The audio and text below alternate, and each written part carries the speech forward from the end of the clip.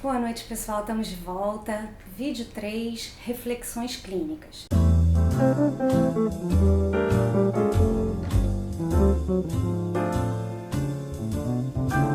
Então agora vamos começar a conversar sobre os dois primeiros vídeos, assuntos super picantes, né? Eu vou começar comentando o último artigo sobre as condições não binárias ou fluidas, tá? E depois a gente junta com o primeiro. E, enfim, a ideia é fazer alguns comentários sempre com foco clínico, tá bom? Para começar, vamos fazer uma breve apresentação dos termos, para todo mundo ficar familiarizado com o vocabulário e a gente começar, então, a passar para a discussão.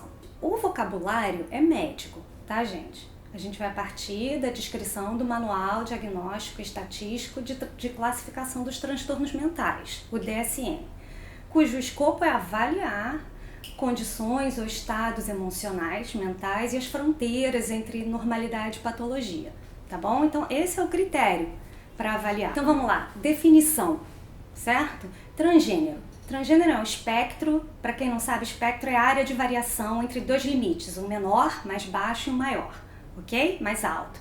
Então é o espectro para incluir indivíduos que transitória ou persistentemente se identificam com um gênero diferente do nascimento. E o transexual, diferente, seria o que busca ou passa pela transição social de masculino para feminino. Ora, e identidade de gênero, por outro lado, é uma categoria de identidade social, ok? Que é positiva, afirmativa, de possibilidades de pertencimento. É diferente de uma categoria médica e psiquiátrica, beleza? Identidade de gênero engloba as pessoas que se identificam com o sexo masculino, feminino ou qualquer categoria diferente de masculino e feminino, tá? Então vamos começar a conversar sobre os pontos controversos disso. Primeiro, a gente ainda é muito habituado a associar a sexualidade a uma condição binária, não é? Vamos voltar lá para a definição. A definição de transgênero é não se sentir no gênero do seu nascimento. Ora, isso parte do princípio que o sexo corresponde a um gênero, certo? Estamos juntos? Então, a partir desse critério, o indivíduo avalia, ou a gente avalia, os indivíduos que não se sentem no seu gênero e querem mudar de gênero, o transexual, e o que se sente de forma persistente no meio, que seriam aqui, em português, a gente chama fluidos. Em inglês, gender non-conforming. Não sei como é que tá meu inglês hoje, peraí. De qualquer maneira, que tipos de conflito, em geral, são associados a essas condições? Assumir ou não isso, não é para os outros, para a sociedade e tal, é uma situação difícil, né? As pessoas têm um entendimento muito frágil e têm, enfim, todas as complicações e individualidades a respeito disso. Ou também entender em que lugar no espectro ela se encontra, né? Um terceiro ponto que eu tenho visto no consultório é também com relação à orientação sexual, não é? Se as pessoas são fluidas e estão se relacionando, ou se uma é fluida e a outra não é. De qualquer maneira, qual é a orientação sexual dessa pessoa? Né? Tem conflitos ligados a isso agora, porque a identidade sexual às vezes implica em não ter exatamente uma orientação definida. Isso ainda seria um critério importante? Não sei, sem respostas. Então vamos começar a pensar sobre isso do ponto de vista psicológico e clínico. Quais são as reivindicações das pessoas que a gente tem visto? Fluidas. Seria importante pertencer ao DSM, ter um lugar onde eles se encontrem, para quem está no espectro, entre em que ponto que está, mais para cá, mais para feminino, mais para masculino, ou no meio. Elas deveriam ter um nome. Pertencer ou ser uma categoria do DSM médica para ter acesso ao tratamento adequado, não é, para conhecer especialistas nesse tipo de sofrimento, não é um sofrimento associado a certas condições que são novas, não é, do ponto de vista de categorização social e médica. E qual a importância de ter espaço como categoria social? Ora, reivindicar que isso pode ser, quem sabe, um caso de anomalia, certo? De diferença da norma, não de patologia, que é em geral associada a deficiência, certo? Ser um transtorno emocional por um lado e ser categoria social por outra, essas seriam duas reivindicações excludentes ou elas podem conviver? As duas importam? A minha resposta é que sim, As duas importam, as duas têm importâncias diferentes, não é? Conhecimento científico é o que a gente tem, não é? É o espaço de pesquisa, de dados estatísticos, não é? De investimento em tratamento, certo? Claro que isso é importante e que isso dá pertencimento, tá, gente? Você não imagina o sofrimento de se sentir de um jeito que não é o da maioria das pessoas, né? Se sentir excluído e não saber o que é isso, não saber como tratar, não é? Então isso é um pertencimento importante. Pertencer como categoria médica faz com que as pessoas se sintam menos sozinhas, não é? Que encontrem parceiros, que encontrem diálogo, isso é importante, que outras pessoas se sentem como você, que tem gente especializada para te acompanhar e ajudar e tal. E como categoria social? Claro, ter pertencimento social, certo? Um pertencimento social não pela deficiência, mas pela diferença, não é? A sua identidade ou a sua forma de estar no mundo é única, ela é legítima, enfim, claro que é importante. Então, acho que os dois são importantes. Falando em forma única de estar no mundo, vamos voltar para a nossa praia, o particular, a singularidade, o indivíduo. Questões de gênero como condição psicológica. Aí, gente, entre o espectro que pensa síndrome, quadros de apresentação, como encaixar as pessoas em tal ou qual categoria, até a afirmação social, um monte de coisa acontece. A gente está preocupado o quê? Com as angústias, né? Então, vamos pensar um pouco em que tipo de conflito aparece. E agora eu vou tentar puxar para conflitos menos aparentes, encobertos, ok? Já que os mais evidentes a gente colocou aí nas duas categorizações acima. Então, eu vou tentar trazer aqui para refletir alguns que não são tão óbvios, às vezes estão encobertos e trazem uma complexidade para essas condições. Para todas as condições, aliás, humanas, mas vamos pensar nessas aqui. A primeira, rejeição. Repulsa por si mesmo. Lembram da Jacobs, a terapeuta de Nova York? O terror e a repulsa que ela tinha ao corpo dela e a exigência dela mesma, não é? Dela mesma quando nasceu, mas dela mesma, como ela se sentia, de ter um gênero, porque não decidir era ser uma aberração, né? Era não existir. E da Sally, lembram? Apesar de todo o sofrimento, até a decisão de tomar hormônios, não é? E que, mesmo decidindo, tinha um esforço imenso para evitar o nojo que ela tinha. Algumas coisas, por exemplo, o nascimento, o surgimento da barba, como se ela quisesse ou se sentisse masculina, mas não exatamente quisesse ser um homem, entende? Tem um momento interessante na entrevista, não sei se isso apareceu, mas eu acho legal trazer como exemplo, a irmã querendo, né, assim, solícita, querendo ajudar, querendo ser compreensiva, pergunta, mas olha só, Sally, se você não se sente exatamente uma mulher, por que você vai se transformar numa mulher? E a Sally dizia, olha, não tenho uma resposta para isso, pelo menos uma resposta coerente. Vou comentar aqui a Heise, um outro caso, né, fluida, de gênero, de se sentir fluida, mas ela comenta que a maior angústia dela não era essa, não é se ela seria aceita como LGBT, mas era dentro da comunidade, entre os transgêneros, não é? Porque existia uma pressão para ela se decidir. Afinal, você é homem ou você é mulher? Como se isso fosse um insulto à experiência dos gays, não é? Que sofreram tanto, ou dos transgêneros que decidiram ir para um lado ou para o outro.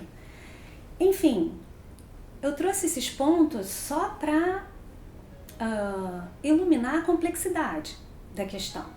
Exige reflexão, exige abertura e do ponto de vista clínico, eu diria cautela, não é? Porque a questão da rejeição, por exemplo, em alguns casos, é um buraco mais embaixo para todo mundo, não só para transgêneros, para todo mundo, né? Então a angústia relacionada à sexualidade muitas vezes não é resolvida na escolha do gênero, certo? Então vamos ser bem claros, para não gerar confusão ou ambiguidade. Aqui a nossa posição é que formas diferentes de ser e amar são válidas e possíveis, tá? Você que sabe qual é a sua, né? Eu não estou desqualificando ou negando as angústias que são inerentes a se sentir desencaixado socialmente, desencaixado numa condição tão básica, para se sentir, sei lá, ser vivo, existente, né? Como profissional de psicologia, eu trago, ou eu quero salientar ou trazer ênfase à questão da ambiguidade, não é? Porque essa é a nossa competência, não é? Esse é o desafio, lidar com as ambiguidades, com as ambivalências, ter um olho no gato e o outro no peixe. Então, em casos de rejeições, auto-rejeições, muitas vezes decidir por uma coisa ou outra não vai resolver. Rejeições a gente pode pensar de um modo geral, tá, gente? Uma pessoa obesa também pode se rejeitar muito, ou qualquer pessoa pode se rejeitar muito.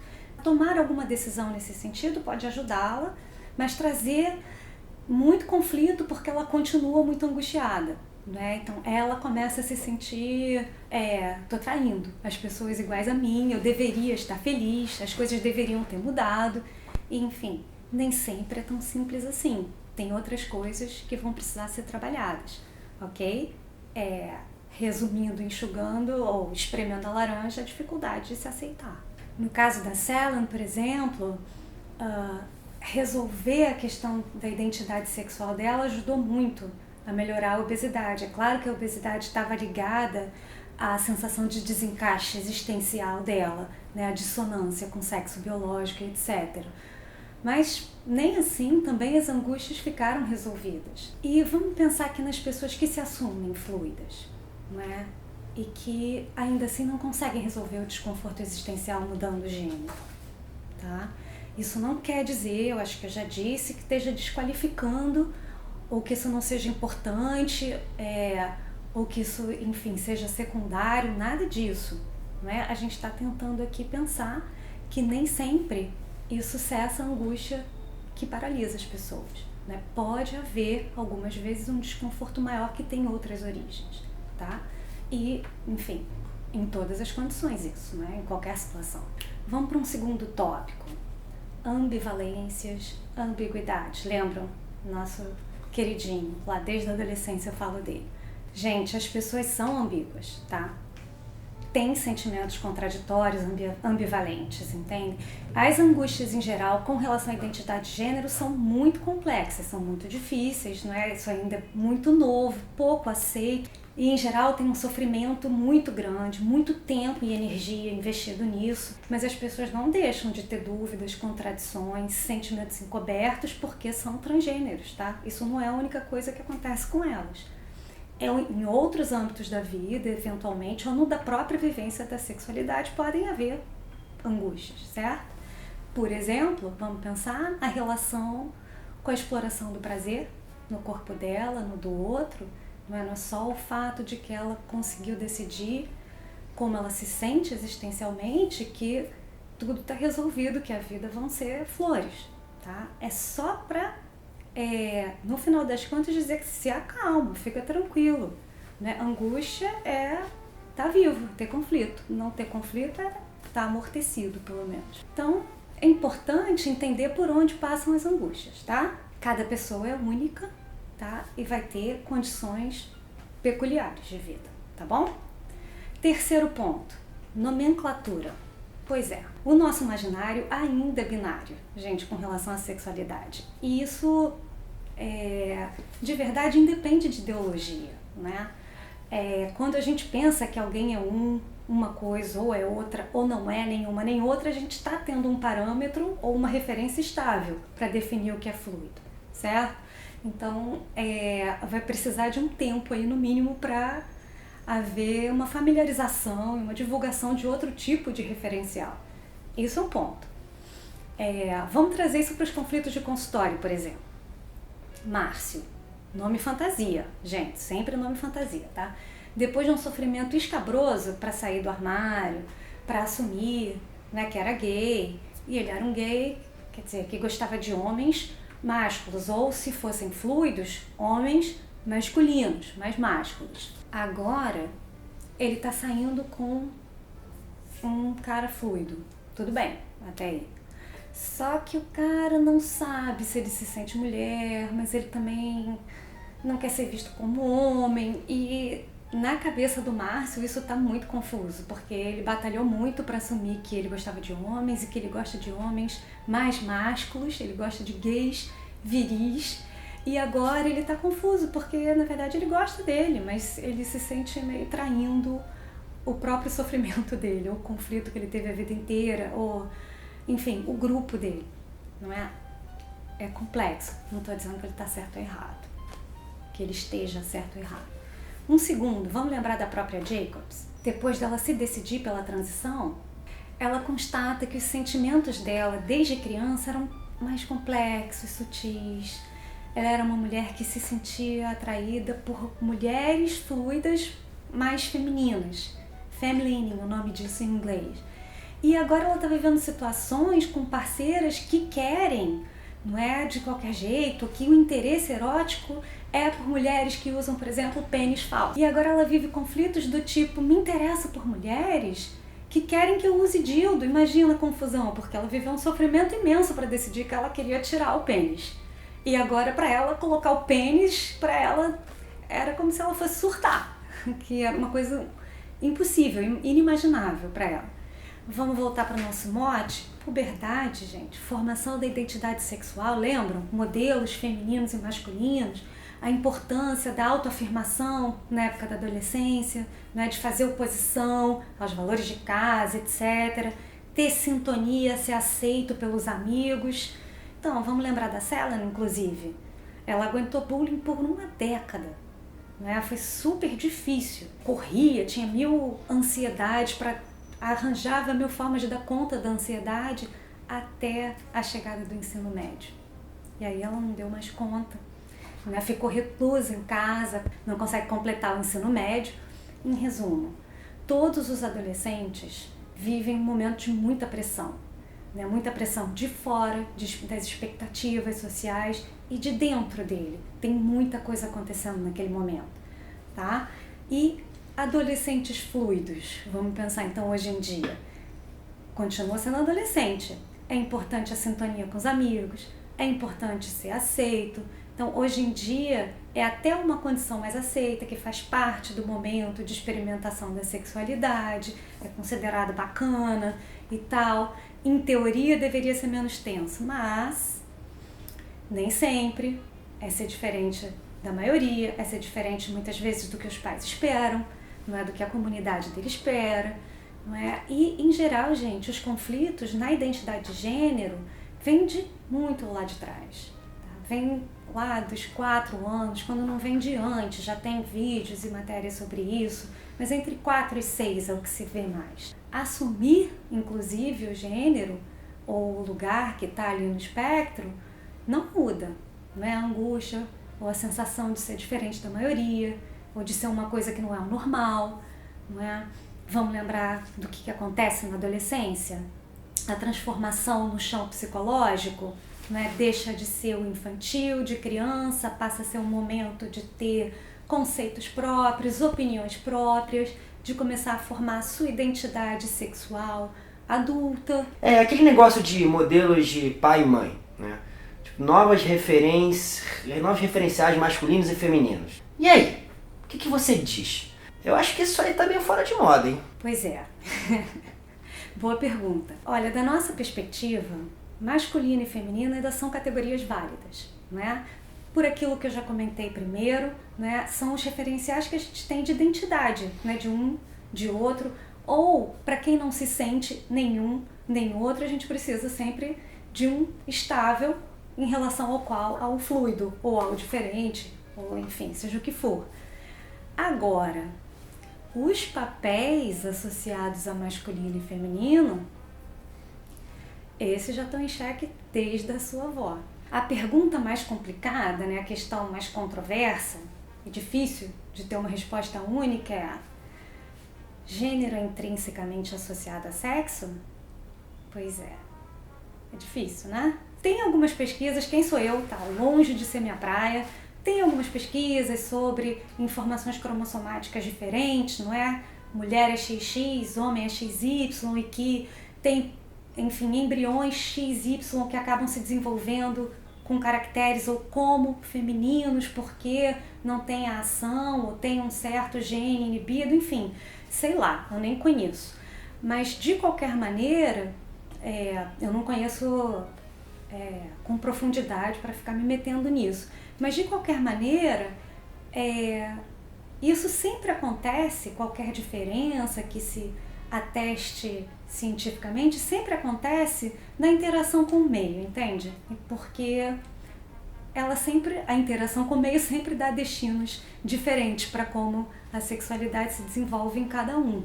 Do ponto de vista do desenvolvimento, não é, pensando como psicóloga clínica, o que talvez possa ser interessante de refletir é que na associação entre sexo e gênero, para se pensar os estados emocionais, o critério é sempre pensar que a evolução sexual saudável caminha para a reprodução, entende? E aí, a partir disso, você avalia o estado mais saudável ou menos, não é? Aí, da nossa perspectiva, acho que a gente poderia dizer que existe uma escalada de prazer no corpo, talvez seja da espécie até o orgasmo, né? E que isso acontece nas situações em que se reproduz. Mas a forma como cada um sente prazer, isso não é categorizável. Não tem jeito. Não estou dizendo que a questão seja resolvida com esse ponto. Estou levantando esse ponto. Se a pista for o prazer, não é? A exploração das fantasias, do desejo, como é que isso se organiza dentro das repressões e opressões das pessoas, acho que a gente tem uma pista mais interessante para pensar e avaliar as angústias de cada um. Porque, de verdade, natural no ser humano é sentir prazer das formas mais diversas possíveis. Tá minimizando o problema. É só pensar em ser criativo e a pessoa resolve os conflitos? E a exclusão social? Não estou minimizando de jeito nenhum. Só estou trazendo aqui relevo para a nossa tese forte. Qual é a nossa tese forte? A tese que a gente vem apresentando ao longo de todos esses vídeos. O que é saudável é ampliar e integrar seu conceito de identidade, integrar seu ego. O que é o ego? Vamos lembrar? O conjunto de percepções, valores e vivências próprias. Ampliá-las de forma que elas incluam o usufruto do prazer e também do prazer sexual, a integração das partes excluídas, dos conflitos encobertos, e que as pessoas banquem, não é? E assumam as escolhas sexuais e amorosas e todas as outras escolhas que vão definir aí o rumo da vida, o projeto de vida delas. Isso definiria uma potência criativa na vida. A querela complicadíssima, né, sobre o desenvolvimento da espécie, gênero é igual a sexo, ser do sexo masculino, por exemplo, é ser do gênero masculino, isso é inato, isso é adquirido, em que medida é construção cultural, sociocultural?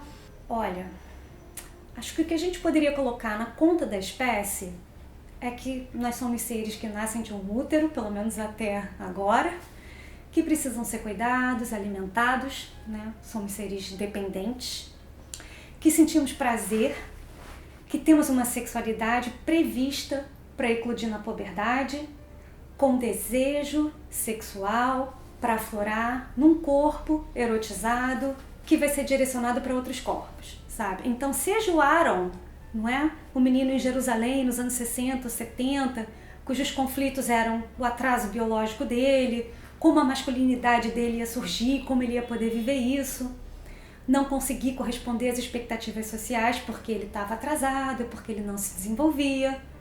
Quanto a Selen, não é? Ou a Jacobs, que em 2020 se perguntam quem eu sou. Em todos esses casos, a puberdade é uma chave importante, chave mestra, porque esse período do desenvolvimento é o período da chegada da energia sexual, da sofisticação moral e intelectual, e esses são elementos ou chaves fundamentais nas transformações e nas concepções de si e de mundo, não é? Além disso, nesse momento também é onde há condições psicológicas de começar a entrar em contato, não é, com as contradições internas. Então, para resumir o coreto, puberdade é o primeiro contato com as angústias que tem a ver com o rumo que você vai dar aí para a tua vida. O essencial aqui é que essa identidade, a sua identidade, no caso, possa abarcar tudo isso que está florescendo. o que te dá mais orgulho em você, o que te deixa mais envergonhado. Que você possa integrar tudo isso e formar a tua nova identidade. Vai por mim, desse jeito, tuas neuroses têm menos chance de crescer pra cima de você. Ah, tá. Então para de enrolar as pessoas e vê se é isso. Nascem e morrem binárias. Nascem fluidas. Mudam no meio do caminho. O que você acha? Segue a angústia. Então, gente, por hora a gente encerrou, né, esse, sei lá, como é que a gente pode chamar? Não quero mais chamar de etapa, de sei lá do que. A gente encerrou essas aulas, a gente tinha um escopo, não é, de colocar a base, os fundamentos para começar a conversar sobre essas coisas tão difíceis, polêmicas. Então a gente vai dar uma pausa, tá vindo novidade por aí. Fiquem com a gente, se inscrevam, deixem o polegar, compartilhem, espalhem, discordem, concordem, beleza? A gente volta já já.